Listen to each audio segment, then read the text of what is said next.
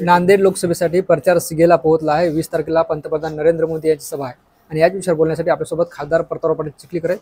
Sir, कसं असणार आहे सभेचे नियोजन आणि कशी असणार आहे सभा?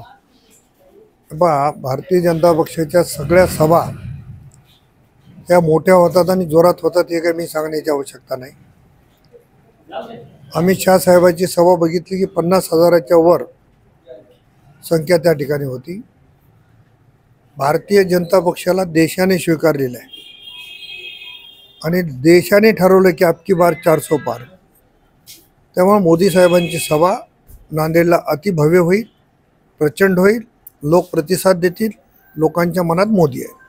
नांदेडसाठी आणि मराठवाड्यासाठी ही सभा किती निर्णायक ठरणार आहे?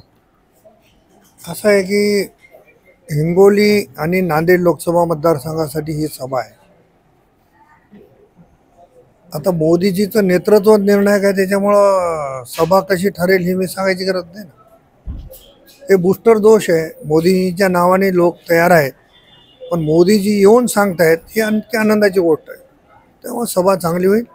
मोदीजीला चाहणारा या देशात मोठा वर्ग आहे। ये वाला लेते हैं। Inverter AC. आप गैम्बलर हो ना?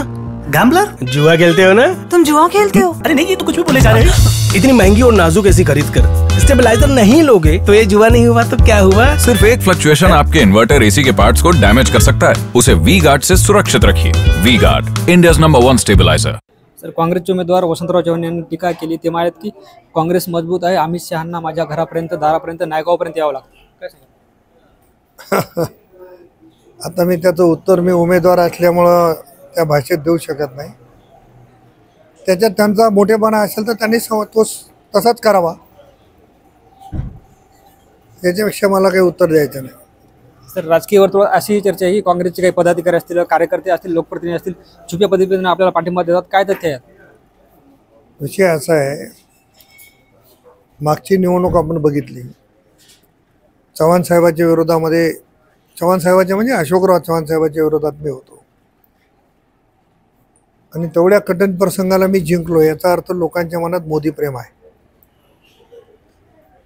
तेव्हा छुपा पाठिंब्याचा वगैरे काही विषय नाही। आता सगळं ओपनच झालंय।